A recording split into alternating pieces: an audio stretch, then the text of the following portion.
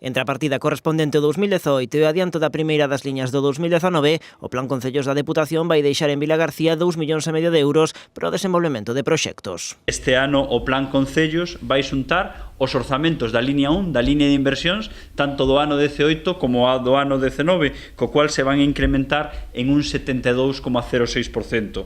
E vamos a pasar a unha cifra en torno aos 2,5 millóns de euros que, bueno, o goberno de Vilagarcía irá anunciando estes días pois en que vai a destinar pois ese orzamento, non? O alcalde Vilagarcía asegurou que o seu equipo xa ten pensados os proxectos nos que se van a investir os cartos, pero que antes de facelos públicos os quere facer chegar aos grupos da oposición. Alberto Varela aproveitou a xuntanza con David Regades para reclamar á Xunta un plan de investimentos semellantes ao da Deputación Pontevedresa, na que os municipios gozan de autonomía a hora de decidir o destino das achegas. O rexedor puxo como exemplo debo facer o novo modelo de reparto de fondos do equipo de Carmela Silva. Na anterior legislatura viño o presidente da Deputación e decidía el cales tiñan que ser as inversións que necesitaba o Concello de Vilagarcía ao seu antoxo ou a súa beneficio persoal.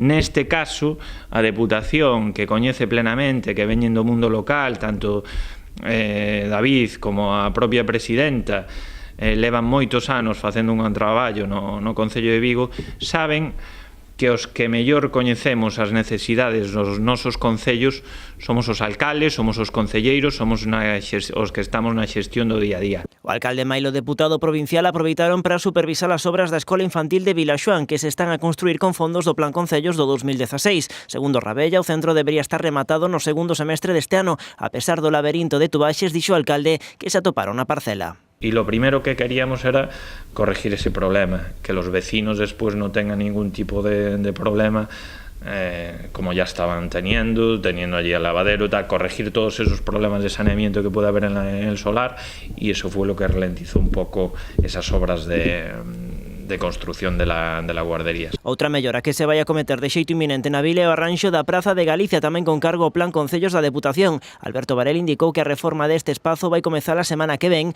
obrigando a Rebella a deseñar un plan de reordenación do tráfico na zona.